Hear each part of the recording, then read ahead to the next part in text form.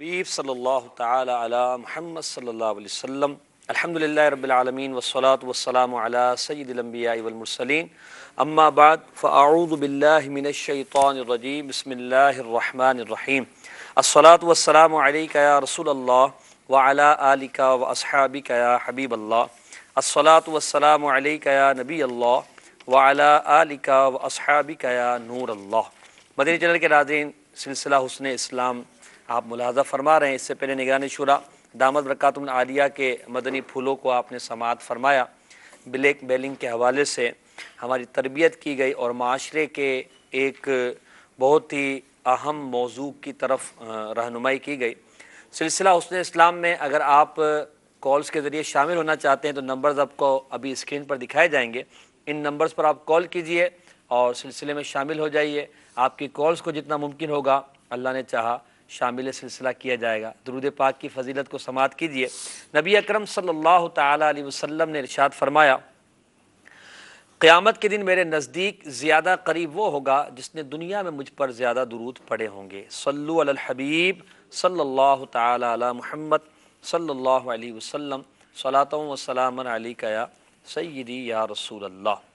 وہ نبیوں میں رحمت لقب پانے والا، مرادیں غریبوں کی بر لانے والا، مصیبت میں غیروں کے کام آنے والا، وہ اپنے پرائے کا غم کھانے والا، فقیروں کا ماوا، ضعیفوں کا ملجا، یتیموں کا والی، غلاموں کا مولا۔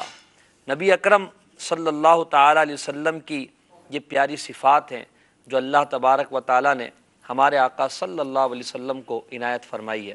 چونکہ سلسلہ ہے حسن اسلام، اور حسن اسلام میں نبی اکرم علیہ الصلاۃ والسلام کے حسن و خوبی، سرکار صلی اللہ تعالی علیہ وسلم کے اخلاقیات، حضور اکرم علیہ الصلاۃ والسلام کے عادات وغیرہ کا بیان کرنا یقیناً یہ ایک بہت اہم موضوع ہے، کیونکہ سرکار صلی اللہ علیہ وسلم کی سیرت کے بغیر اسلام کا موضوع مکمل نہیں ہو سکتا۔ جب آپ حسن اسلام کی بات کریں تو نبی پاک علیہ الصلاۃ والسلام کی ذات ستودہ صفات بابرکات کا ذکر خیر ضرور ہونا چاہیے۔ چنانچہ ایک شعر میں عربی میں یہ کہا گیا، وَأَبْيَضُ يُسْتَسْقَى الْغَمَامُ بِوَجْهِهِ ثِمَالُ الْيَتَامَى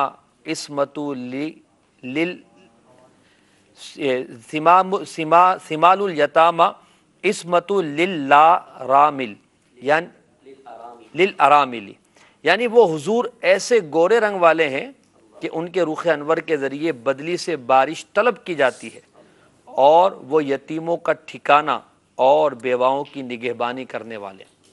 آج جو ہمارا موضوع ہے وہ نبی پاک علیہ الصلاۃ والسلام کے عادات و اطوار ہی ہیں، اور سرکار صلی اللہ علیہ وسلم کے بارے میں یہاں ذکر کیا گیا کہ یتیموں کی مدد کرنے والے، یتیم ان کے پاس آتے ہیں۔ ٹھکانہ جو ہوتا ہے نا، پناہ گاہ جو ہوتی ہے، پناہ گاہ وہاں بندہ پناہ لیتا ہے کہ جہاں امن پاتا ہے، جہاں پر راحت پاتا ہے، جہاں پر سکون پاتا ہے۔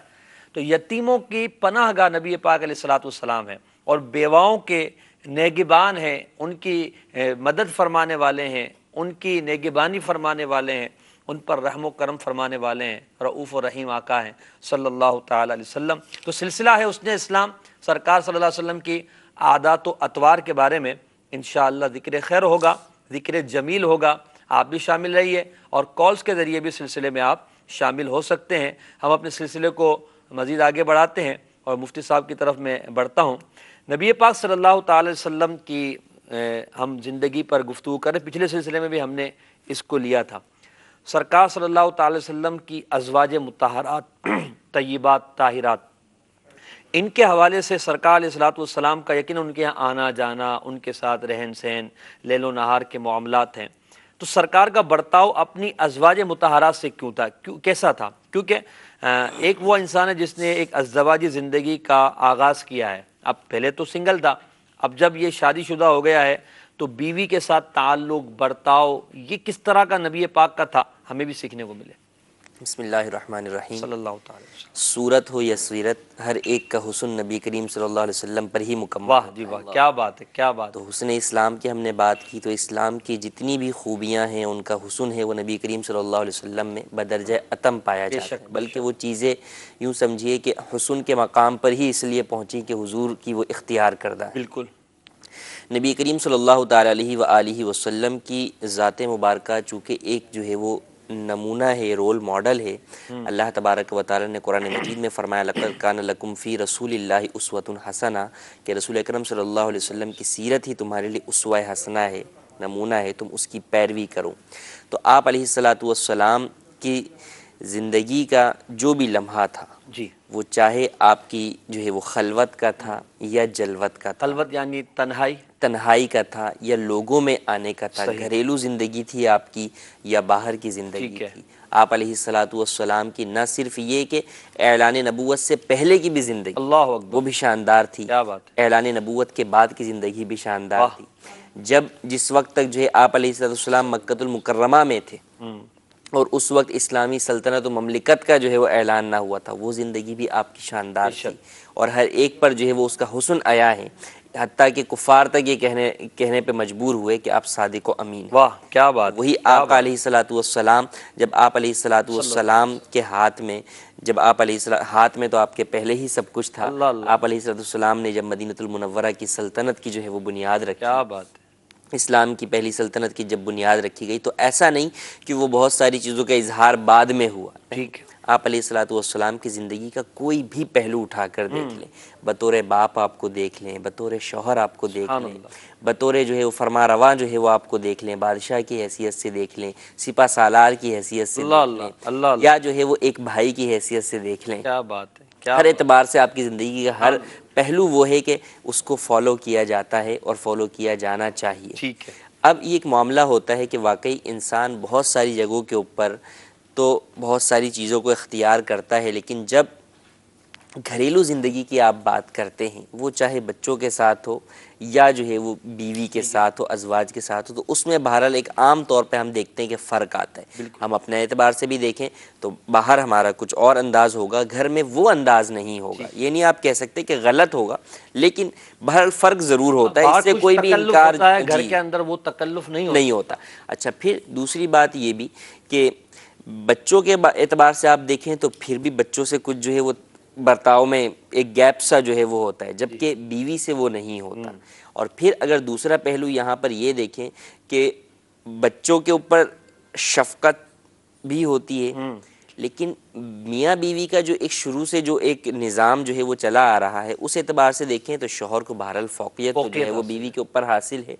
تو اچھا، اور وہ جو حاصل ہو پھر اس کے اندر نرمی آنا ایک کمال ہوتا ہے، اور پھر وہ جو زمانہ تھا، جس زمانے کے اندر جو ہے جاہلیت کا جو زمانہ تھا، اس کے اندر جو عورتوں کے حقوق کو تلف کرنے کا معاملہ تھا وہ بھی اپنی جگہ تھا، اپنی عروج پر۔ اس کے باوجود دیکھیں نبی کریم صلی اللہ علیہ وسلم نے کتنی ہی پیاری بات ارشاد فرمائی کہ فرمایا کہ تم میں سے بہتر وہ ہے جو اپنے اہل و عیال کے ساتھ، کیا بات ہے، کیا بات، اور میں تم میں سب سے زیادہ اپنے اہل و عیال کے ساتھ بہتر۔ ماشاءاللہ، یعنی آپ یہ جو حدیث پاک بیان فرما رہے ہیں، اس حدیث پاک کو سننے کے بعد میرے ذہن میں ایک بات آئی۔ ہمارے یہاں تو یہ کہا جاتا ہے کہ اگر بیوی کے ساتھ زیادہ نرمی اختیار کرو گے تو سر پہ چڑھ جائے گی، جی، سانس کہتی ہے کہ بہو کے ساتھ زیادہ نرمی اختیار کرو گے تو یہ جو ہے گھر میں جو ہے تماشا لگا دے گی۔ تو سرکار صلی اللہ علیہ وسلم فرما رہے ہیں اہل و عیال کے ساتھ جو اچھا برتاؤ کرنے والا وہ سب سے بہتر ہے۔ اور پھر اہل و عیال، اور خاص طور پر یہ جو الفاظ نساء کے استعمال کیے گئے کہ عورتوں کے ساتھ، یعنی اپنی بیویوں کے ساتھ اچھا برتاؤ جو ہے وہ اختیار کرو۔ نبی کریم صلی اللہ علیہ وسلم کی 11 ازواج مطہرات تھیں، آپ علیہ الصلاۃ والسلام کا نے سب کے ساتھ جو ہے وہ دن جو ہے مقرر تھے کہ ایک دن کسی کے ہاں تشریف لے آتے، ایک دن جو ہے وہ کسی اور کے ہاں جو ہے وہ آپ تشریف لے کر جاتے، تو سب کے درمیان عدل و انصاف بھی آپ جو ہے وہ فرمایا کرتے تھے، حق تلفی کا تصور۔ حالانکہ ایسا نہیں تھا کہ دیگر ازواج مطہرات جو ہے وہ منع کر دیتے، مگر اس کے باوجود آپ علیہ الصلاۃ والسلام جو ہے وہ برابری جو ہے وہ فرمایا کرتے تھے۔ ہاں، محبت کے بارے میں فرماتے تھے کہ سیدہ عائشہ صدیقہ رضی اللہ تعالیٰ عنہ سے زیادہ محبت تھی، اور فرمایا کہ دل کے معاملے پہ جو ہے وہ اختیار جو ہے وہ نہیں ہے، لیکن اس کے باوجود دیکھیں کہ مرض مبارک تھا آخری، اور اس دن حضرت سیدہ میمونہ یا حضرت سیدہ ام سلمہ رضی اللہ تعالیٰ عنہ کی باری تھی، تو آپ نے ان کی اجازت سے سیدہ عائشہ صدیقہ رضی اللہ تعالیٰ عنہ کے حجرے میں تشریف لیا۔ سبحان اللہ، کیا بات، یعنی اس وقت بھی حقوق کو دیکھیں کہ ایک بیوی کی اگر باری ہے تو اس سے اجازت لے کر ہی جو ہے وہ آپ تشریف لے کر گئے سیدہ عائشہ کے گھر میں۔ نبی پاک کو اجازت کی حاجت نہیں تھی، اگر آپ انداز برا بھی نہ مان، جی، مگر یہ ایک تعلیم تھی لوگوں کے لیے کہ دیکھیں کس طرح حقوق کا خیال جو ہے وہ رکھا جاتا ہے. اور نبی کریم صلی اللہ علیہ وسلم کا اپنے گھر میں کیا انداز تھا، یعنی ایسا نہیں کہ جو ایک ہوتا ہے کہ جناب حاکم بنے ہوئے ہیں، کوئی کام جو ہے وہ خود کرنا نہیں ہے، ہاتھ نہیں لگانا. امہات المؤمنین فرماتی ہیں کہ نبی کریم صلی اللہ علیہ وسلم گھر کے کام کاج بھی کیا کرتے تھے. آپ علیہ الصلوۃ والسلام اپنے نالین کو خود ہی گانٹھ لگا لیا کرتے تھے. تو یہ آپ کا جو ہے وہ پالش بھی بیوی سے ہی کرواتے ہیں. جب تک بیوی پالش کر کے صبح ہمارے جوتے تیار نہ رکھے، ہمارا جو ہے ہمارا لباس تیار نہ ہو، کپڑے استری نہ ہو، ہمارا کھانا ہم گھر میں آئیں تو ہمارے آنے سے پہلے تیار نہ ہو، پھر وہ گرم بھی ہونا چاہیے، ہم اگر کسی اور چیز کی ہمیں ضرورت ہے وہ ساری تیار نہ ہو، تو اس وقت تک اگر ایسا نہ ہو تو شاید ہم بیوی پہ برس پڑتے ہیں. اور دوسرا یہ کہ اپنی شان کے خلاف سمجھتے ہیں کہ بھئی میں پالش کروں جوتوں کو، وہ بھی میں تو بیوی کو جوتی کی نوک سمجھتا ہوں معاذ اللہ. اب انداز کریں. اور نبی کریم صلی اللہ علیہ وسلم خود جو ہے وہ گانٹھ لگا لیا کرتے تھے. یعنی گانٹھ لگانے سے مراد یہ کہ اگر اس میں جو ہے پیون لگانا ہوتا، کپڑوں میں آپ علیہ الصلوۃ والسلام جو ہے وہ خود پیون جو ہے وہ لگایا کرتے تھے. تو یہ آپ کا تواضع کا علم بھی تھا کہ کس قدر عاجزی اور انکساری تھی آپ علیہ الصلوۃ والسلام میں. اور پھر ازواج مطہرات کے ساتھ جو ہے وہ آپ کا انداز گفتگو جو ہے وہ کیا تھا. سیدہ عائشہ صدیقہ رضی اللہ تعالیٰ عنہا فرماتی ہیں کہ مجھے یہ خصوصیت جو ہے وہ حاصل تھی کہ نبی کریم صلی اللہ علیہ وسلم تہجد پڑھا کرتے تھے تو میں آپ کے آگے ہی لیٹی ہوا، اللہ اور آپ علیہ السلام جو ہے وہ میرے پاؤں کو جو ہے وہ ہاتھ لگا کر جب سجدے میں جانے لگتے تو ہاتھ لگا کر جو ہے وہ دور فرماتے اور پھر جو ہے وہ سجدہ کیا کرتے تھے. دیکھیں کس قدر جو ہے وہ محبت کا انداز ہے کہ ایک طرف تو رب کی عبادت بھی کر رہے ہیں اور وہ خلوت کی عبادت ہیں. نبی کریم صلی اللہ علیہ وسلم پر تہجد فرض تھی اور وہ آپ کا وہ مقام تھا کہ وہ مرتبہ تھا آپ کا آپ علیہ السلام کا کہ اس قدر عبادت کیا کرتے تھے کہ پاؤں متورم ہو جایا کرتے تھے، ورم آ جایا کرتا تھا. اور وہاں یہ مقام، مگر اس کے باوجود بیوی کے ساتھ اچھا سلوک دیکھیں آپ کے جو ہے وہ پیارا ہوا کرتا تھا. اسی طریقے سے ایک اور واقعہ ملتا ہے کہ سیدہ عائشہ صدیقہ رضی اللہ تعالیٰ عنہا اور سیدہ سودا رضی اللہ تعالیٰ عنہا کا واقعہ کہ ان کی آپس میں کسی بات پر جو ہے وہ کوئی بات ہوئی تو انہوں نے کوئی چیز جو ہے وہ ان کے چہرے پر جو ہے وہ لگا دی. تو آپ علیہ السلام بیچ میں تشریف فرماتے تو آپ بیچ سے ہٹ گئے اور کہا کہ تم بھی جو ہے وہ ان سے بدلہ لے لو. تو آپس میں جو دونوں ازواج کا معاملہ تھا اس کے اندر آپ علیہ السلام کی طرف سے ان تمام باتوں کی بھی جو ہے وہ تھی، رخصتیں تھیں، اجازتیں تھیں. تو اس میں ایسا نہیں تھا کہ جو چیز تھی یعنی کوئی یہ نہ سمجھے کہ نبی کریم صلی اللہ علیہ وسلم جو ہے وہ معاذ اللہ جو ہے وہ جناب جو لوگ کہتے ہیں کہ اسلام نے بڑا جو ہے وہ سختی جو ہے وہ کر دی ہے، ایسا جو ہے وہ ہرگز نہیں ہے. بلکہ اسلام کے اندر نرمی ہے. عورتوں کے حقوق کا جتنا اسلام نے خیال کیا اتنا تو کسی اور نے کیا ہی نہیں ہے. اب یہ جو آپ نے ارشاد فرمایا کہ سرکار صلی اللہ علیہ وسلم گھریلو کام کاج میں مدد فرمایا کرتے تھے، ہمارے یہاں تو اس معاملے میں بہت زیادہ ہم دیکھتے ہیں کہ ہم پیچھے ہیں. سودا سل بھی سرکار صلی اللہ علیہ وسلم لے آیا کرتے تھے اپنے گھر والوں کے لیے، اور کام میں جو ہے ہاتھ بٹایا کرتے تھے. تو دیکھیں اصل دو چیزیں، ایک تو یہ کہ کرتے نہیں، دوسرا جو کرنے والے ان کو برا کہتے ہیں کہ یہ تو جورو کا غلام ہو گیا، زن مرید ہو گیا ہے. حالانکہ ایسی کوئی بات نہیں ہے کہ اگر آپ اپنے گھر کا کام کر لیتے تو اس کے اندر جو ہے وہ کیا حرج ہے. آپ اگر مثال کے طور پہ اگر کبھی بیوی جو ہے وہ بیمار ہے اور آپ کو کھانا گرم کرنا پڑ گیا یا آپ کو جو ہے وہ برتن دھونے جو ہے وہ کسی صورت کے اندر پڑ گئے، دو چیزیں ہیں. ایک تو یہ کہ کسی کا اپنی مصروفیت کی وجہ سے کوئی کام نہ کر پانا، یہ ایک علیحدہ بات ہے. لیکن ایک یہ بات کہ میں اس کو اپنی شان کے خلاف سمجھوں، یہ نہیں ہونا چاہیے. تواضع ہونی چاہیے کہ انسان جو ہے وہ ہر کام جو ہے وہ کر لے، انسان جو ہے وہ تکبر والی صورت جو ہے وہ ہرگز اختیار نہ کرے. ٹھیک ہے، تکبر سے اپنے آپ کو بچائے اور پھر جو ہے تواضع و عاجزی کے ساتھ اپنی زندگی کو بسر کرے. یہ نبی پاک صلی اللہ علیہ وسلم کی زندگی کا ایک حسین پہلو جو ہے ہمیں بیان کیا گیا کہ سرکار صلی اللہ علیہ وسلم اپنی ازواج مطہرات کے ساتھ بھی حسن سلوک فرمایا کرتے تھے. دیکھیے سلوک جسے ہم کہتے ہیں کسی کے ساتھ اچھا تعلق اختیار کرنا، یہ ہے ہی نبی پاک علیہ السلام کی سیرت سے ملا ہوا. جب اگر ہم دیکھتے ہیں دور جاہلیت میں تو بیوی کے حوالے سے تو معاملہ ہی بالکل الگ تھلگ نظر آتا ہے. نبی اکرم علیہ السلام نے ان لوگوں میں رہ کر کہ جو اس طرح بیویوں کو کے حقوق پامال کرتے تھے، بلکہ حقوق تو ان کے کوئی تھے ہی نہیں، وہ تو بیوی کو کچھ سمجھتے نہ تھے، نبی پاک علیہ السلام نے انہیں اس طرح زندگی گزار کر بتائی. اور پھر صحابہ کرام علیہ رضوان نے نبی پاک علیہ السلام کی سیرت کو لیا، اولیاء نے لیا، اسلاف کرام نے لیا، تو یہ سلسلہ چلتا رہا. مگر آج جب ہم اپنے دور میں دیکھتے ہیں تو اپنی زوجہ کے ساتھ، بچوں کی امی کے ساتھ ہمارا برتاؤ اگر یہ کہا جائے کہ اکثریت کا درست نہیں ہوتا تو یہ غلط نہیں ہوگا. تو لہٰذا اپنے برتاؤ پر غور کریں، اپنے معاملے پر غور کریں، تاکہ ہم کہیں ایسا نہ ہو کہ گناہ میں پڑ جائیں. اور کیونکہ دیکھیں زوجہ بیوی نکاح کر کے آئی ہے تو اس کے حقوق تو بہرحال شریعت مطالعہ نے رکھے ہیں، وہ ادا کرنے پڑیں گے. اور ادا نہیں کریں گے تو پھر اگر وہ شریعت کی جو حدود ہے اس کو ہم نے پامال کیا ہے، اس سے آگے بڑھے ہیں، تو پھر گناہ کے زمرے میں بھی آ سکتا ہے. صلو علی الحبیب صلی اللہ تعالی علی محمد. اگر کچھ کالز ہیں تو وہ کالز دے دیجئے، نہیں تو ہم اپنے سلسلے کو آگے بڑھاتے ہیں. آئی ایف بی میں بتا دیجئے گا. جی ایک کال دیجئے گا. جی السلام علیکم ورحمۃ اللہ وبرکاتہ. وعلیکم السلام ورحمۃ اللہ وبرکاتہ. حضرت میرا سوال یہ ہے، ہم بھی اپنے بیوی بچوں کے ساتھ رہتے ہیں، مگر عموماً جو دوستوں اور کاروباری تعلقات والوں کے ساتھ نرم معاملہ ہوتا ہے، ایسا نرم معاملہ گھر والوں سے نہیں ہوتا. اس کا کوئی حل عنایت فرمائے. دعاؤں میں یاد رکھیے گا. جزاک اللہ خیرہ و احسن الجزاء. مفتی صاحب آپ کو مسکراہٹ آ گئی، مجھے بھی آ گئی. موضوع سے متعلق بات ہو گئی نا.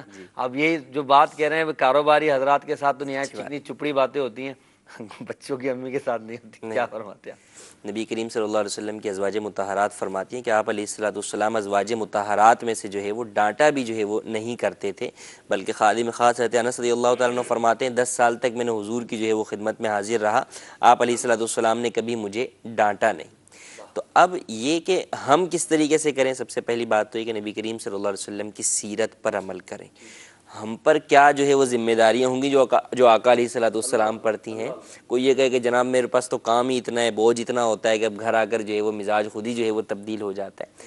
تو آقا علیہ الصلوۃ والسلام پر کتنی ذمہ داریاں تھیں ہیں، منصب رسالت جو ہے وہ آپ کے ذموں پر، آپ کے کاندھوں پر تھا، اور کتنے کاموں کے اندر جو ہے وہ آپ ہمہ وقت جو ہے وہ مصروف ہوا کرتے. لیکن اس کے باوجود ایسا نہیں تھا کہ آپ علیہ الصلوۃ والسلام جب گھر پر آتے یا حتیٰ کہ غزوات سے جب واپس آتے یا غزوات پر جا رہے ہوتے، وہ کیا ماحول ہوا کرتا ہوا کہ جب لوگ جو ہے وہ غزوے کی تیاری اور کفار کی جنگ کی تیاریوں کا جو ہے وہ ذکر ہو، تو اس وقت بھی آپ علیہ الصلوۃ والسلام کا ایسا نہیں کہ اپنوں کے ساتھ معاملہ جو ہے وہ تبدیل ہو جائے. ہمارا تو الٹا حال ہے کہ اپنوں کے ساتھ معاملہ تبدیل کر لیتے ہیں اور غیروں کے ساتھ جو ہے وہ معاملے کو نکھار لیتے ہیں، کسی اور پر اتارتے ہیں، کسی اور باہر سے پر سن کر آتے ہیں، گھر میں آ کے جو ہے سارا غصہ اتار رہے ہوتے ہیں.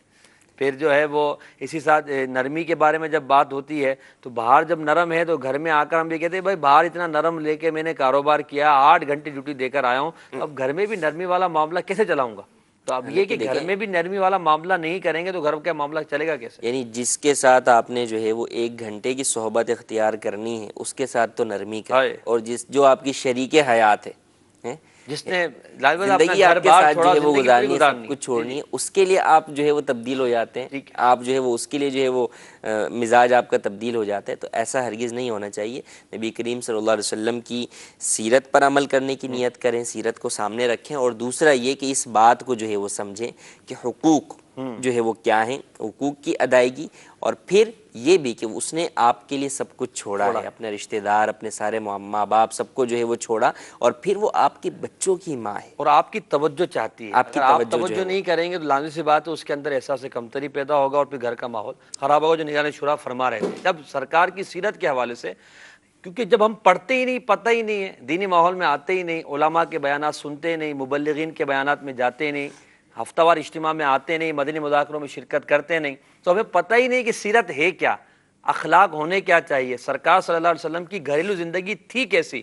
تو پھر لازمی سی بات ہے کہ اندر ماحول ہمارا اچھا کیسے ہوگا. تو لہٰذا پڑھیں بھی، علماء کی صحبت، مبلغین کی صحبت اختیار کیجئے، اور نیک ماحول میں آتے جاتے رہیے. انشاءاللہ اس کی برکت سے سیکھنے کو ملے گا اور عمل کا جذبہ بھی ملے گا. غلام محی الدین بھائی، بات چل رہی تھی ازواج مطہرات کے ساتھ حضور کا برتاؤ.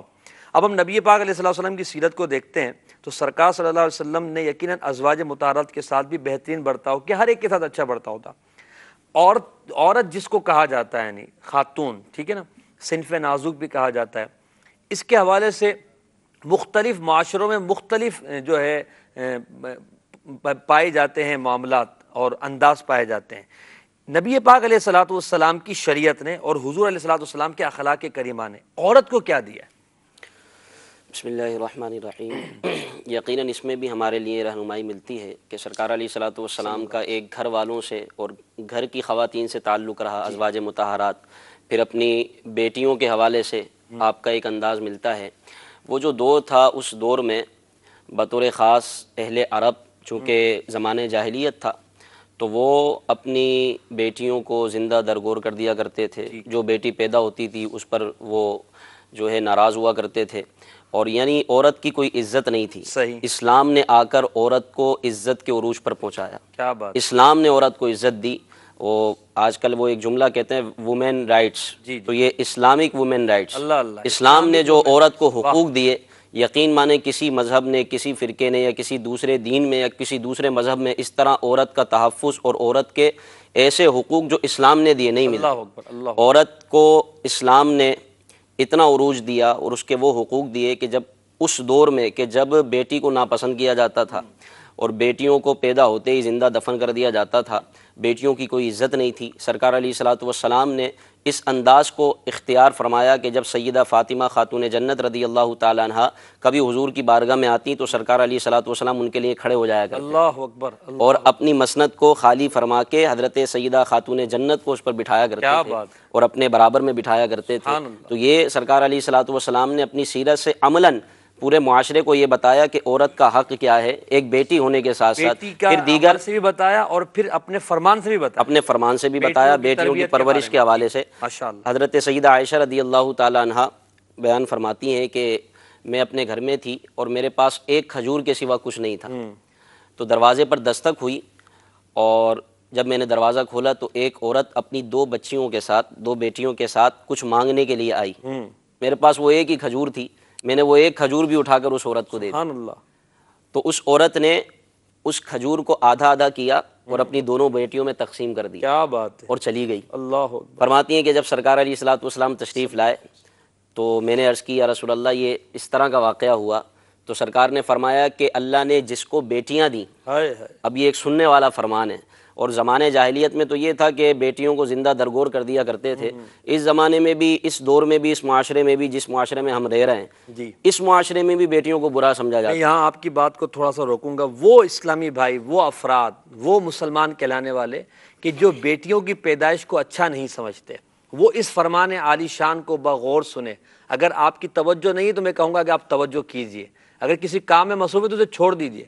بیٹیوں کے حوالے سے میرے آقا علیہ الصلوۃ والسلام نے کیا فرمایا، اسے بغور سنیں. اور یہ جملہ بھی قابل غور ہے. اگر اصلاح کی ضرورت ہو تو مفتی صاحب اصلاح فرمائیے گا کہ پہلے زمانے میں جو تھا زمانے جاہلیت، تو اس میں بیٹیوں کو زندہ دفن کیا جاتا تھا اور ہمارے اس معاشرے میں بیٹیوں کو تھیلی میں ڈال کے کچرے کی کنڈی پہ پھینک دیا جاتا ہے. یعنی گویا کہ وہ باتیں جو اس زمانے میں جاہلیت کی پائی جاتی تھی ہمارے معاشرے میں بھی موجود ہیں. یعنی نفرت بیٹیوں سے. حقیقت بالکل اس کا مال دیکھیں گے تو وہی ہوتا نا. جی بالکل. اب جب سیدہ عائشہ نے حضور علیہ الصلوۃ والسلام کی بارگاہ میں عرض کیا کہ یا رسول اللہ ایک عورت آئی تھی، اس کو میں نے کھجور دی، اس نے اپنی دونوں بیٹیوں کو وہ کھجور کھلا دی اور چلی گئی.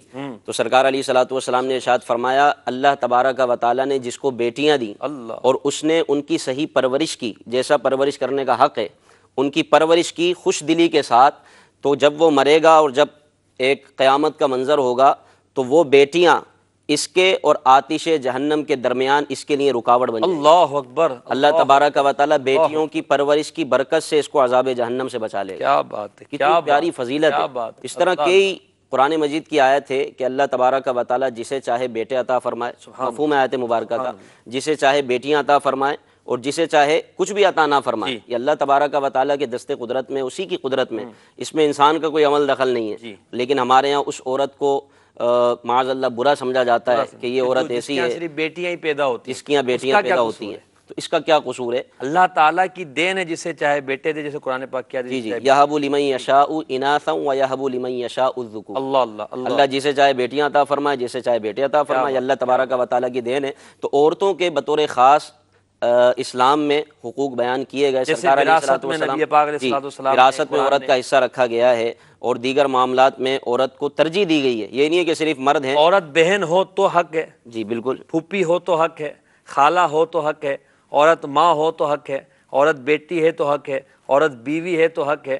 اور اگر عورت سے کوئی رشتہ نہیں ہے تب بھی اسلام نے عورت کو یہ حق دیا ہے کہ عورت کے ساتھ، یعنی عورتوں کو پردے کا حکم دیا اور مردوں کو یہ حکم دیا کہ عورتوں کے حقوق میں سے یہ ہے کہ ان کے سامنے اپنی نگاہوں کو جھکا. بلکہ یہ بھی دیکھیں نا آپ کہ جو مرد عورت سے نکاح کرنا چاہتا ہے تو وہ مردوں کے لیے یہ حکم ہے کہ اگر وہ نکاح پر قادر نہیں ہے، یعنی عورت کے خرچے برداشت نہیں کر سکتا، اس کے حقوق ادا نہیں کر سکتا، نان نفقہ اس کو نہیں دے سکتا، اس کو نکاح کرنے کی اجازت نہیں ہے. یعنی گھر کے اس کے گھر کا معاملہ، کھانے پینے کا معاملہ، لباس اگر اس کو جو ضرورت کے مطابق نہیں دے سکتا تو نکاح نہ کرے. نکاح کرنے کی اتنے اجازت حقوق نہیں ہے. اسلام نے دیے. پھر اسلام نے پردے کا حکم دیا. بالکل. اور عورت جو ہے نا، یہ کسی علامہ صاحب کا میں نے ایک جملہ سنا، بہت پیارا لگا، کہ عورت جس طرح ہم خزانہ ہوتا ہے ہمارا خزانہ، اس کو ہم چھپا کر رکھتے ہیں، جی، اس کو بظاہر لوگوں کے سامنے ظاہر نہیں کرتے ورنہ تو خزانہ لے جائے.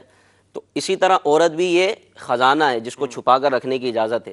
اس لیے اسلام نے چادر اور چار دیواری کا درس دیا. سبحان اللہ. کیا اسلام نے پردے کا ہمیں حکم دیا. سرکار علیہ الصلوۃ والسلام بطور خاص جو بیوہ خواتین ہوتی تھی، بیوہ عورتیں ہوتی تھی، ان کی خبر گیری فرمایا کرتے تھے، اور ان کو جا کر جو ہے بے سہارا ہوتی تھی ان کا سہارا بنتی تھی، ان کی مدد فرمایا کرتے تھے. یہ جو بیواؤں کے بارے میں فرما رہے ہیں آپ کنٹینیو کیجئے گا. مجھے جہاں تک یاد پڑ رہا ہے کہ دور جاہلیت میں بیوہ عورت کو بالکل الگ تھلگ کر دیا جاتا الگ تھلگ کر دیا جاتا تھا، اور اس کو منحوس معاذ اللہ تصور مانا جاتا تھا، اور آگے شادی بھی جو ہے وہ نہیں کرتی تھی.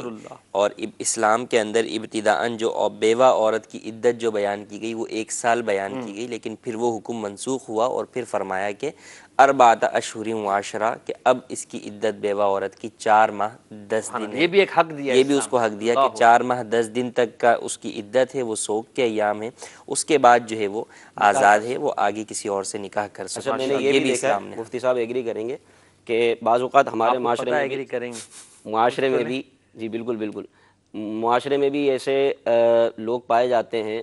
پہلے معاشرے میں بیوہ عورتوں کو منحوس سمجھا جاتا تھا.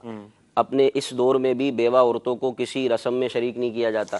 اگر شادی بھی ہے اپنے بچے کی تو اس کو بڑا سوچ بچار کے ساتھ، بیوہ بھی اور مطلقہ بھی، جس کو طلاق یعنی ان دونوں کو بھی ہمارے اس معاشرے میں برا سمجھا جاتا ہے. ان سے بدشگونی لیتے ہیں کہ ویسے کہیں ہماری بچیوں پر کوئی برا اثر نہ پڑ جائے، ان کے شوہر نہ مر جائیں یا انہیں طلاق نہ ہو جائے.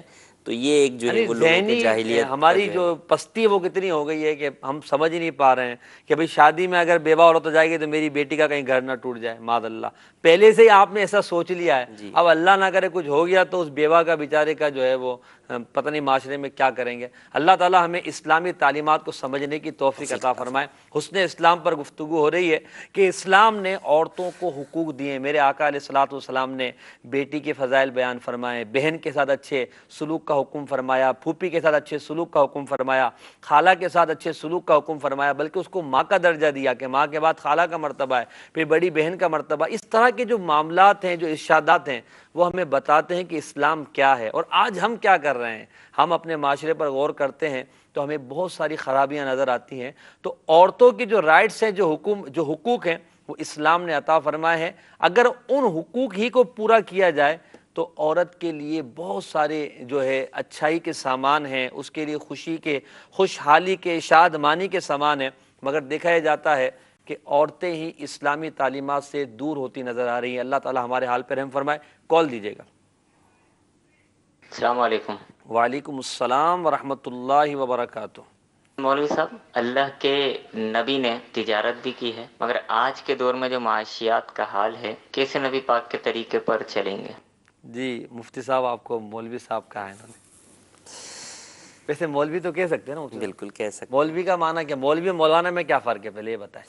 مولوی مولا والا، ٹھیک ہے. مولانا بھی جو ہے وہ یعنی آپ ان معنوں میں کہہ لیں کہ ہمارا مددگار کے، ٹھیک ہے، ان معنوں کے اندر. یہ جو بولتے ہیں مولوی صاحب، یہ کیا ہے؟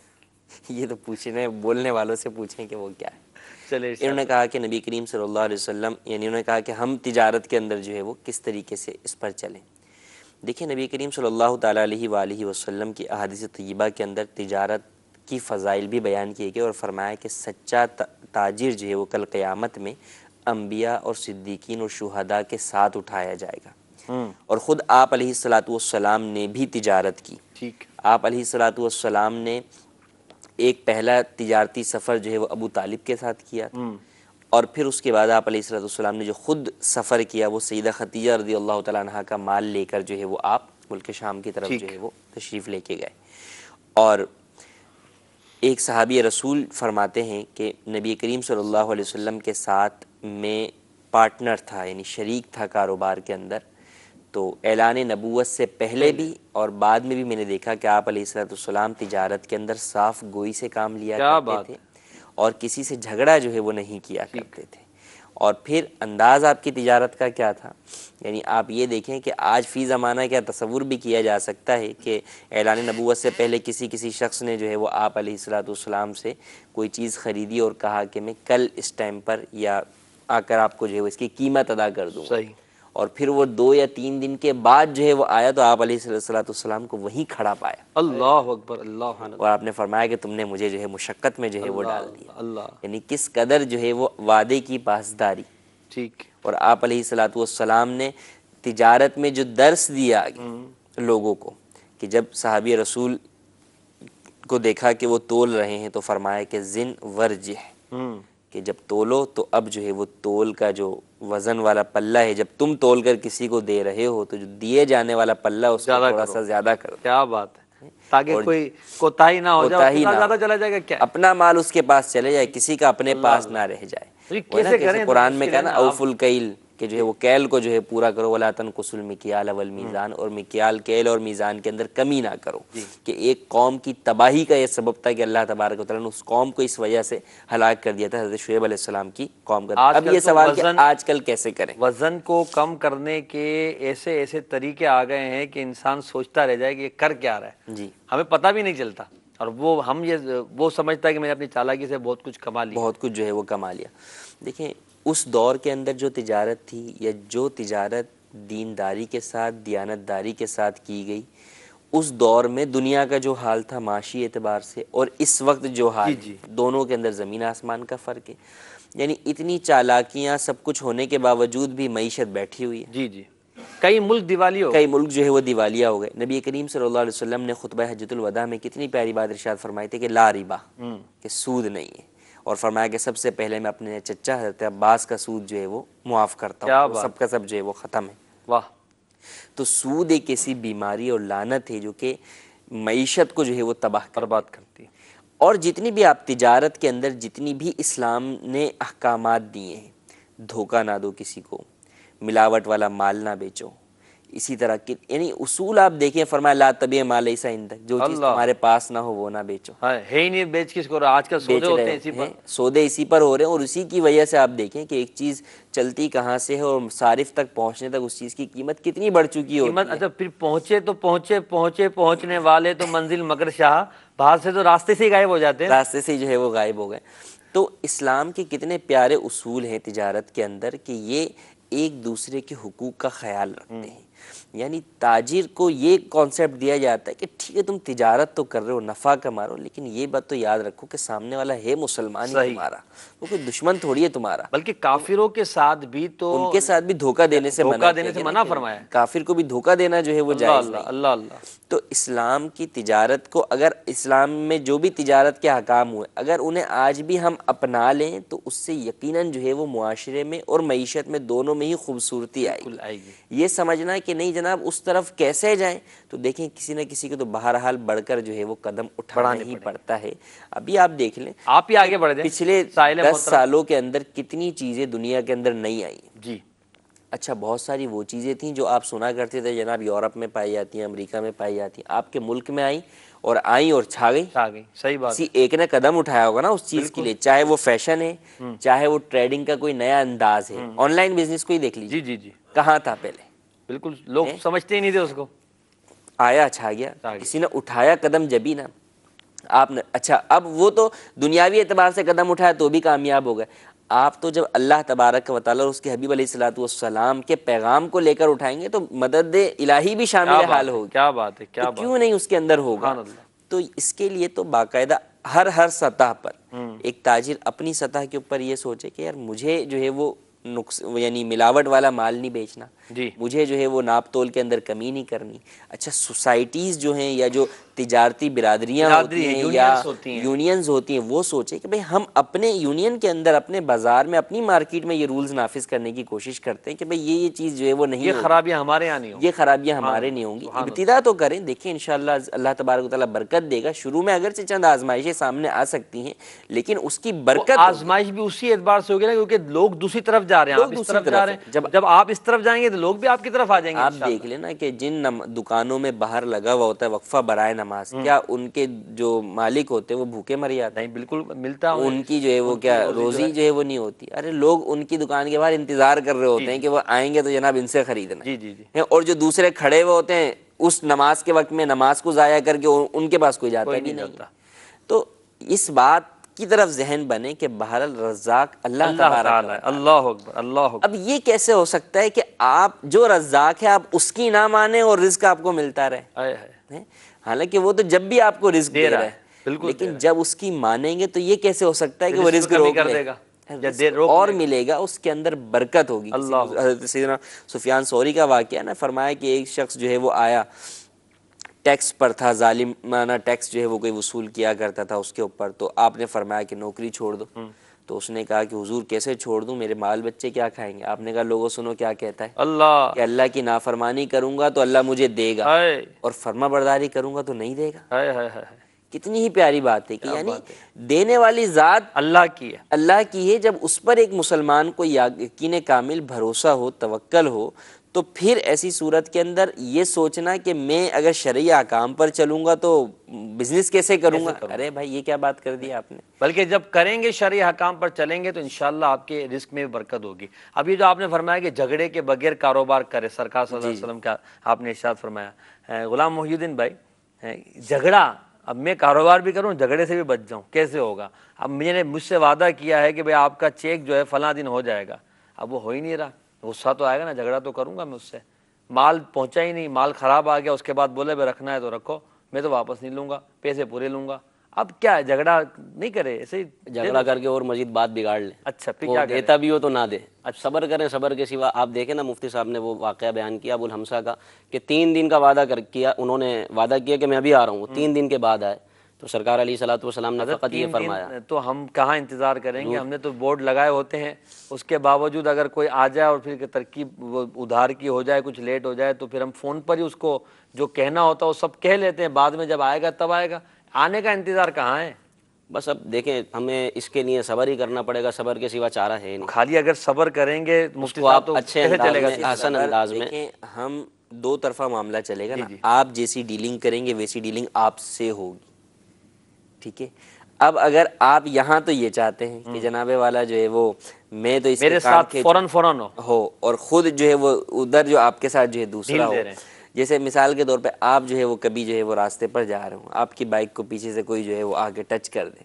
اب آپ معاف کر دیں تو ہو سکتا ہے کبھی آپ سے بھی کسی کو اس طرح ہو جائے تو وہ بھی معاف کر دو، لیکن آپ بھی اگر جو ہے وہ ہر وقت کسی کے اوپر چڑھے رہیں گے تو ایسا ہی دیکھیں گے کہ جو لوگ اس طرح کرتے ہیں کبھی ان سے ہو تو پھر سامنے والے بھی ان کا اثر نہیں کرتے. صحیح فرمایا آپ نے. جب جھگڑا کرنے والا خود ہوتا ہے نا تو سامنے والا بھی جھگڑا کر رہا ہوتا ہے. اب اپنی عادت جھگڑے ہی ختم ہو جائے گی تو سامنے والا وقت پر دے گا انشاءاللہ. یعنی آپ اپنی بھلائی دیکھیں. نبی کریم صلی اللہ علیہ وسلم نے جب آپ قرض لیا کسی سے آپ نے اور وہ شخص یہ وصول کرنے کے لیے آیا تو آپ نے صحابہ کو فرمایا کہ یہ 2 سالہ اونٹ جو ہے وہ اس کو دے دو، اس سے وہ وعدہ تھا.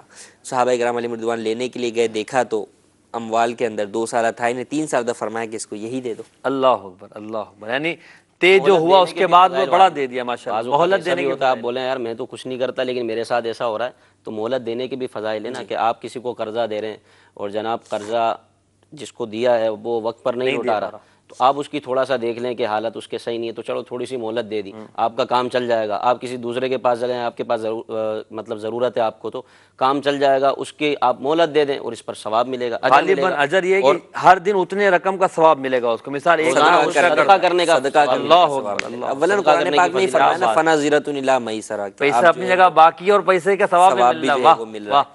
اصل یہی ہے کہ دیکھیں ہر چیز کا آپ یہ سمجھیں کہ جناب ہر چیز کا مادی ہی مجھے فائدہ ہو، مادی فائدے تو سارے یہاں رہ جائیں. جی کچھ آخرت کی بھی فکر ہونی چاہیے، دوسرے مسلمانوں کے ساتھ ہمدردی کی بھی فکر ہونی چاہیے. تو ان تمام چیزوں کو ساتھ لے کر جو ہے وہ چلا جاتا ہے، اور پھر اللہ تبارک و تعالیٰ سے دعا بھی کریں.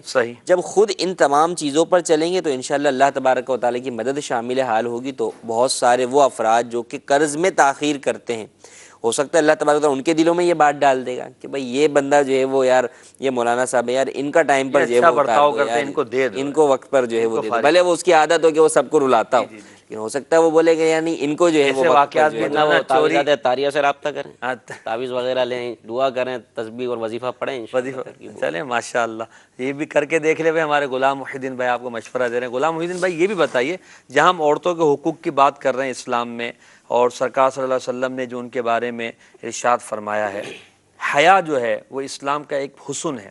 میرے آقا علیہ الصلوۃ والسلام کی حیا، آپ صلی اللہ علیہ وسلم کی شرم کے بارے میں ہمیں احادیث مبارکہ میں کیا ملتا ہے؟ آقا کی شرم سے جھکی رہتی تھی نگاہیں، آنکھوں کا میرے بھائی لگا قفل مدینہ۔ سبحان اللہ۔ ہمارے اصطلاح میں نگاہیں نیچی رکھنے کو قفل مدینہ کہتے ہیں۔ ٹھیک ہے، اس میں اس بارے میں بھی کئی فرامین مصطفیٰ صلی اللہ تعالیٰ علیہ وسلم ہمیں ملتے ہیں، ہماری رہنمائی کرتے ہیں۔ سرکار علیہ الصلوۃ والسلام کا فرمان ہے، الحیاء من الایمان، حیا ایمان سے ہے، یعنی ایمان کا ایک حصہ ہے۔ جس کے دل میں حیا نہ ہو، جس کی آنکھ میں حیا نہ ہو، جو بے حیا ہو گیا ہو، تو پھر اس کا کردار ختم ہو جاتا ہے۔ اور بڑا پیارا جملہ کسی نے کہا کہ با حیا با کردار ہوتا ہے، با حیا با کردار ہوتا ہے، اس کا اپنا کردار ہوتا ہے، لوگ اس سے محبت کرتے ہیں۔ حدیث میں ہے جب تیری حیا ختم ہو گئی تو جو وَإِذَا فَاتَكَ الْحَيَاءُ فَافْعَلْ مَا شِئْتَ، جی جب تیری حیا ختم ہو جائے تو پھر جو چاہے کرے۔ مطلب یہ کہ پھر وہ بے حیا ہو گیا، اس کو کسی کی بات سننی نہیں ہے، اس کو نصیحت کی بات کوئی اثر کرے گی نہیں۔ اب وہ اپنی تو نہیں ہے نا، اس کو اجازت تو نہیں ہے، یہ ناراضگی کا اظہار فرمایا۔ یعنی یہ کہ ہوتا ہے بعض اوقات سمجھانا، بولتا ہے کہ بھئی اب تم میری بات نہیں مان رہے تو تمہاری مرضی، جو چاہو گے میں نہیں بولوں گا، اس کا مطلب تو یہ ناراضگی کا اظہار ہوتا ہے۔ ایسا نہ کرو، بلکہ انسان بنو اور میری بات مانو، تو بے حیا مت بنو، حیا دار بن کے زندگی گزارو۔ یہ ہوتا ہے۔ حضرت ابو سعید خدری رضی اللہ تعالیٰ عنہ سے روایت ہے کہ آپ سرکار علیہ الصلوۃ والسلام کی حیا کے بارے میں بیان فرماتے ہیں کہ میرے آقا کتنی حیا فرمانے والے تھے۔ آپ فرماتے ہیں کہ سرکار علیہ الصلوۃ والسلام پردہ نشین کنواری عورتوں سے بھی زیادہ حیا فرمانے والے، اللہ اکبر کبیر، کنواری عورتوں سے بھی زیادہ حیا فرمانے والے تھے، اور اکثر سرکار علیہ الصلوۃ والسلام کی جو نگاہیں ہیں وہ جھکی رہا کرتی تھیں واہ کیا حیا کی وجہ سے۔ سیدی اعلیٰ حضرت کا غالباً یہ واقعہ ہے، اور جب بھی حیا کا کہا جاتا ہے تو اس میں یہ بات ملوز خاطر ہوتی ہے کہ اپنی نگاہوں کو نیچے رکھیں۔ تو غالباً اعلیٰ حضرت کا واقعہ ہے کہ چند عورتیں گزر رہی تھیں، اور سیدی اعلیٰ حضرت اس وقت ایک جبہ سا پہنے ہوئے تھے جو نیچے تک تھا، یہ واقعہ بیان کرنا مناسب، تو نیچے تک تھا، تو آپ نے اپنی آنکھوں پہ انگلیاں رکھ لیں۔ جی، تو انہوں نے کہا کیوں؟ تو کہا کہ پہلے آنکھیں بہکتی ہیں، جی جی، آنکھیں بہکتی ہیں، اور اسی طرح حدیث پاک میں بھی آتا ہے العینانی تزنیان، آنکھیں زنا کرتی ہیں، اور پھر بات کا معاملہ ہوتا ہے۔ تو آنکھوں کی حفاظت کا ایک بڑا کردار ہے، اور یہ حیا کا تقاضا ہے۔ ہم ایسا ہوتا ہے کہ بعض اوقات شرمندگی میں اور لوگوں کی وجہ سے لوگوں کے سامنے گناہ نہیں کرتے، لیکن تنہائی میں خلوتوں میں گناہ کر رہے ہوتے ہیں۔ تو جب ہم لوگوں سے شرم کر رہے ہیں، لوگوں سے شرما رہے ہیں، لوگوں سے حیا کر رہے ہیں، تو ہمارا رب اس بات کا زیادہ مستحق ہے کہ اس سے حیا کی جائے، گناہوں کی وجہ سے اپنے حیا کو اور اپنے ایمان کو برباد نہ کیا جائے۔ فاروق اعظم رضی اللہ تعالیٰ عنہ کے دور میں آپ نے یہ اعلان فرمایا کہ کوئی بھی اب دودھ میں پانی نہیں ملائے گا۔ اچھا، کوئی دودھ میں پانی نہ ملائے، ملاوٹ والا دودھ، یعنی دودھ میں پانی ملانے کا جو کام ہے اس وقت سے چل رہا ہے، اس وقت سے چل رہا، ہو سکتا ہے اس سے پہلے بھی چل رہا ہو، لیکن آپ نے اپنے دور میں جو ہے یہ حکم فرمایا۔ وہ فاروق اعظم کا حکم ہر کوئی مانتا تھا، ورنہ پھر وہ کوڑے کا ڈر رہتا تھا کہ فاروق اعظم کا کوڑا۔ پہلے دودھ میں پانی ملاتے تھے، اب پانی میں شاید دودھ ملاتے ہیں، تو بدل تو گیا ہے دور، تبدیلی انقلاب تو آئے گیا ہے جی، یا دودھ میں برف جو ہے وہ برف ملا دیتے ہیں۔ تو بہرحال حکم جاری فرمایا کہ دودھ میں پانی کوئی نہ ملائے، ملاوٹ والا دودھ نہ بیچے۔ اب یہ بات میں اس بات پر عرض کر رہا ہوں، یہ واقعہ کہ اللہ تبارک و تعالی ہمیں ہر وقت دیکھ رہا ہے، ہم کس حالت میں، ہم کیا گناہ کر رہے ہیں۔ لوگوں کے سامنے جو گناہ کرتے ہیں اللہ تبارک و تعالی وہ بھی دیکھتا ہے، ہم جو تنہائی میں گناہ کرتے ہیں اللہ تبارک و تعالی وہ بھی دیکھتا ہے۔ تو اب فاروق اعظم رضی اللہ تعالیٰ عنہ نے اعلان فرمایا کہ کوئی بھی ملاوٹ والا دودھ نہ بیچے، اور فاروق اعظم رضی اللہ تعالیٰ عنہ خلیفہ وقت امیر المومنین تھے، لیکن اس کے باوجود آپ رات میں مدینے کی گلیوں کا گشت فرمایا کرتے تھے اپنی رعایا کی خبر گیری کے لیے، ان کے احوال کو دیکھنے کے لیے کہ کوئی مصیبت میں یا پریشانی میں تو نہیں ہے۔ تو اب جناب آپ ایک گھر کے آگے سے گزرے اور تھوڑی دیر وہاں آپ ٹھہرے تو یہ آواز آتی ہے اندر سے، ایک بوڑھی خاتون اپنی چھوٹی بچی کو یہ آواز دیتی ہے کہ بیٹا دودھ رکھا ہوا ہے اس میں تھوڑا سا پانی ملا لو۔ تو اس چھوٹی مدنی منی نے اپنی والدہ سے کہا کہ آپ نے کیا امیر المومنین کا اعلان نہیں سنا؟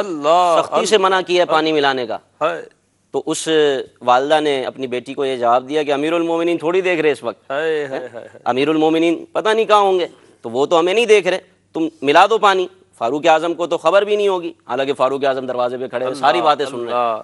تو اس مدنی منی نے ایک بڑا پیارا جواب دیا، اس نے اپنی ماں کو جواب دیا کہ امی جان اگر فاروق اعظم رضی اللہ تعالیٰ عنہ نہیں دیکھ رہے مگر ہمارا رب تو ہمیں دیکھ رہا ہے۔ اللہ اکبر، بس یہ جس کے ذہن میں بات بیٹھ جائے نا، بات تو ہوتی ہے لیکن وہ ایمان تھوڑا سا کمزور ہو گیا ہے، ہمارا رب ہمیں دیکھ رہا ہے، توکل جس کو کہتے ہیں، وہ اعتماد میں کمی آ گئی ہے کہ ہمارا رب ہمیں دیکھ رہا ہے، تو یقین مانیے کہ ہمارا معاشرہ با حیا بن جائے۔ توجہ نہیں ہے اس طرف۔ آج تو خواتین اپنے گھر سے باہر چوک سے گزر نہیں سکتی، بیچاری با پردہ ہو کر اگر جائیں جو بھی، حیا والی ہیں ایسا- وہ نہیں گزر جی با حیا خواتین گزر نہیں سکتی، اور ایسا بعض ماحول جگہ ہم نے یہ ہے لگایا۔ کہ با حیا اسلامی بھائی نہیں گزر سکتا، جی بالکل ایسا ماحول دونوں ہوتا ہے، طرح کا معاملہ، اللہ اس طرح کا معاملہ ہوتا ہے۔ آنکھوں کی حفاظت ہمیں کرنی چاہیے اور یہ بھی سوچنا چاہیے کہ اگر ہم بد نگاہی کریں گے تو ہمارے گھر کی بھی خواتین ہیں، جی جی ان کو بھی کوئی معاذ اللہ دیکھنے والا ہوگا، تو آنکھوں کا قفل مدینہ جس کو ہم کہتے ہیں کہ آنکھوں کو جھکائے رکھیں، یہ سرکار علیہ الصلوۃ والسلام کی سیرت سے ہمیں ملتا ہے اور حضور کی بڑی پیاری سنت بھی ہے۔ ماشاء اللہ ماشاء اور حیا کے اوپر تو دیکھیں نا صحابہ کرام علیہم رضوان نے کیا حیا فرمائی کہ فرشتے بھی ان سے حیا فرمائے۔ اللہ اکبر۔ حضرت سیدنا عثمان غنی رضی اللہ تعالیٰ عنہ کے بارے میں کہ فرشتے بھی جو ہے وہ آپ سے حیا فرمایا کرتے ہیں۔ تو صحابہ کس قدر جو ہے متبع سنت تھے، حضور کی سرکار حیا والے تھے، یہ بھی سیرت کو کس قدر جو ہے وہ اپنانے اچھا والے۔ یہاں ایک بات میں یہ عرض کروں گا کہ سرکار علیہ الصلوۃ والسلام کی بارگاہ میں جو مسلمان ہونے کے لیے آتا تو وہ ہاتھ پہ ہاتھ رکھ کے بیعت اسلام کرتا، ٹھیک ہے، پھر وہ کلمہ پڑھ کر مسلمان ہو جاتا، تو خواتین بھی آتی تھیں۔ سرکار علیہ الصلوۃ والسلام کے بارے میں علماء نے لکھا ہے کہ سرکار نے کبھی بھی غیر خاتون کو، غیر عورت کو ہاتھ نہیں لگایا، اللہ اکبر، کبھی چھوا تک نہیں۔ ماشاء اللہ۔ تو یہ بھی سرکار صلی اللہ علیہ وسلم کی حیا اور تعلیم ہے۔ ہاں ایک کال دیجیے گا اور۔ السلام علیکم ورحمۃ اللہ وبرکاتہ۔ وعلیکم السلام ورحمۃ اللہ وبرکاتہ۔ ابو جیلانی محمد عابد اتاری، باب المدینہ کراچی سے۔ میرا سوال ہے، اگرچہ اسلامی تعلیمات اپنی جگہ اہمیت رکھتی ہیں مگر زمانے کے حالات اور تقاضے بدل جانے کی وجہ سے 1400 سال پہلے کے اصول پر چل کر اپنی گھریلو، معاشرتی، معاشی زندگی کو گزارنا کچھ مشکل سا لگتا ہے۔ برائے مدینہ اس بارے میں رہنمائی فرما دیں۔ وقت بھی کم ہے، اب رہنمائی کرنے کے لیے تو وقت بھی زیادہ چاہیے، کیونکہ آپ نے 1400 سال پرانی باتوں کے حوالے سے اس معاشرے کے تقاضوں کو ذکر کیا ہے۔ مفتی صاحب بھی کچھ مدنی پھول دیں، کچھ ہمارے غلام محی الدین بھائی بھی دیں، پھر 12 بجے ہم سلسلہ ختم کریں گے۔ یہ سوچنا، یہ سوچ کا فرق ہے کہ آپ یہ سوچتے ہیں کہ یہ کام جو ہے وہ نہیں ہو سکتا۔ اب اس کے اندر دو چیزیں ہیں، ایک تو یہ کہ آپ کو شرم آتی ہے کہ بھئی کس چیز سے شرم آ رہی ہے۔ تو پہلے تو یہ تھے کہ جناب شرم آتی تھی تو پردہ کرتے تھے، اور اب پردہ کرنے سے شرم آتی ہے۔ استغفر اللہ۔ وہ دور آئی ہے نا۔ جی جی۔ تو آپ کا کانسیپٹ ہے کہ آپ کس اعتبار سے جو ہے وہ معاشرے کو دیکھتے ہیں۔ آپ کو مسواک کرنے سے مثال کے طور پہ جو ہے وہ کسی کو شرم آتی ہے کہ بھئی میں اس معاشرے میں کیا کروں، تو آپ نے جب اپنے ارد گرد کے ماحول کو ایسا بنایا یا ایسے ماحول میں اٹھے بیٹھے کہ آپ کے نزدیک تبدیل ہو گیا معاشرہ، تو اب آپ کو وہ چیزیں لگ رہی ہیں کہ جناب یہ چیزیں جو ہے وہ یہ میں کیسے اس معاشرے میں کر سکتا ہوں۔ صحیح۔ حالانکہ آپ کو اپنی صحبت تبدیل کرنی چاہیے، سب سے پہلی بات یہ، جب آپ صحبت تبدیل کریں گے، یعنی آپ دیکھیں نا کہ وہی اسلامی بھائی اگر آپ اسے کہیں کہ یار امامہ باندھ لو، وہ کہے گا نہیں بھائی یہ میں کہاں سے امامہ باندھوں ہیں، لیکن جب وہ اجتماعی اعتکاف میں آتا ہے وہ خود آگے کہتا ہے بھائی امامہ باندھنے میرا، ماحول مل گیا۔ اب یہاں اسے برا لگ رہا ہوتا ہے بغیر امامے کے، جی جی۔ اس کو شرم آ رہی تو یار سب کا امامہ بندھا ہوا ہے، میرا ہی نہیں بندھا ہوا، خیر تو ہے میں ہی بندھوا لیتا ہوں، سب نے یار وہ والا سوٹ سلوایا ہوا ہے، میرا ہی نہیں سلا ہوا، مدنی سوٹ سلوایا، یار سب کے پاس مسواک ہے میرے پاس نہیں ہے، سب کے پاس مدنی انعامات کا کارڈ ہے۔ تو سب سے بہتر حل یہ ہے کہ نبی کریم صلی اللہ علیہ وسلم کی سنت پر عمل کرنے کے لیے فی زمانہ سب سے ابتدائی سٹیج کی اگر آپ بات کریں، آپ اپنا ماحول تبدیل کیجیے، اپنی صحبت جو ہے وہ تبدیل کریں، اچھے ماحول میں آ جائیں، انشاءاللہ عز و جل اس کی برکت سے آپ کو بہت کچھ کرنے کا، سیکھنے کا اور سنتوں پر چلنے کا، عمل کا جذبہ ملے گا۔ وہ جذبہ آ جائے گا، وہ خوف، وہ جھجک دور ہو جائے گی، اب اس کے بعد آپ باہر کے معاشرے میں بھی جا کر وہ چیزیں بہت اچھے طریقے سے کر سکیں۔ یعنی آپ نے جو فرمایا نا وہ بات بالکل سمجھ میں آنے والی ہے۔ ایک محاورہ ہے نا کہ جس نے کی شرم اس کے پھوٹے کرم، تو وہ تو چلیں ان معاملات میں سمجھ میں آتی ہے بات، مگر یعنی اس معاملے میں اگر لے لیں کہ ماحول کی تبدیلی کے بغیر ہم اچھے یعنی سنتوں پر عمل نہیں کر سکتے اور اپنے آپ کو دین کے مطابق ڈھال نہیں سکتے، مشکل ہوتا ہے۔ تو دین کے مطابق ڈھلنے میں شرم نہیں کرنی چاہیے، کیونکہ جو دین کے مطابق شرم کرے گا ڈھلنے میں تو اس کے کرم پھوٹے، یعنی وہ بیچارہ پریشان ہی رہے گا۔ اور وہ جو دوسرا محاورہ ہے کہ جس نے کی شرم اس کے اونچے کرم، تو نیک کام کرنے میں شرم کیوں؟ تو لہذا یہاں شرم نہیں کریں، بلکہ یہاں پر جو ہے نبی پاک علیہ السلام کی سنتوں کو اپنائیے اور گناہوں کے معاملے میں شرم کرے اور اپنے کرم کو اونچا کریں، اپنے مرتبے کو اونچا کریں، اللہ کی بارگاہ میں مقبول ہو جائیے۔ غلام محی الدین بھائی، اسلام کی تعلیمات 1450 سال تقریباً پرانی ہو گئی۔ آج کے معاشی تقاضے، معاشرتی تقاضوں کے مطابق اب اتنا دور جائیں گے تو پیچھے نہ رہ جائیں گے، کیسے؟ ان کے لیے یہی ہے من احب سنتی فقد احبنی، ٹھیک، اور ومن احبنی کان معی فی الجنہ، یہ 1450 سال کیا قیامت تک کے لیے یہی اصول ہے۔ اللہ اور پرانی ہرگز نہیں، اسلام کی تعلیمات کبھی بھی پرانی نہیں، بالکل نہیں، قیامت تک کے لیے جو ہے وہ یہ اسلام ہے۔ الیوم اکملت لکم ہائے ہائے ہائے، کیا بات، واتممت علیکم نعمتی ورضیت لکم الاسلام دینا۔ اللہ تبارک و تعالیٰ نے آیت مبارکہ نازل فرمائی کہ دین بھی کامل ہے، نعمتیں بھی کامل ہیں، اور اللہ تبارک و تعالیٰ کی رضا اسی دین کے سبحان اللہ، سبحان اللہ۔ یہ چیز پرانی نہیں ہو سکتی۔ دوسرے فیشن، دوسری ثقافتیں وہ وہ پرانی پرانی ہوتی رہیں گی، وہ تبدیل ہوتی رہیں گی۔ اسلام کا جو حکم 1400 سال پہلے بقا ہے، وہ آج تک ہے، اس کی جو برکتیں تھیں وہ آج بھی ہیں، اس کے جو دینی دنیاوی فوائد تھے وہ اس وقت بھی تھے، آج بھی ہیں، اور تا قیامت تا رہیں گے۔ قیامت، چاہے وہ 21ویں صدی ہو، 22ویں صدی کوئی ہو، سی بھی، کوئی صدی ہو۔ تو اسلام پرانا نہیں ہو سکتا، ہم پرانے ہو سکتے ہیں، ہم جو ہے وہ جوانی سے بڑھاپے کی طرف جا سکتے ہیں، ملک جو ہے وہ تبدیل ہو سکتے ہیں، لیکن بہرحال اسلام کو جو ہے وہ پرانا۔ جبھی مسلمانوں کو عروج بھی ملا، جب وہ اسلام پر عمل کرنے والے تھے، متبع سنت تھے، مسلمانوں کا عروج تھا۔ اسلام پرانا نہیں ہو سکتا، اسلام کا حسن تھا، ہے اور ہمیشہ رہے گا۔ اس لیے حسن اسلام کو اپنائیے اور اپنے آپ کو بھی حسن و کردار والا بنا لیجیے۔ اللہ تبارک و تعالی ہمارے سلسلے کو درجہ قبولیت عطا فرما کر ہمارے لیے ذریعہ نجات آخرت بنائے۔ اگلے سلسلے میں انشاءاللہ نئے موضوع کے ساتھ حاضر ہوں گے۔ اللہ تبارک و تعالی آپ کو دین و دنیا کی برکتوں سے مالا مال فرمائے۔ صلو علی الحبیب صلی اللہ علیہ محمد صلی اللہ علیہ وسلم۔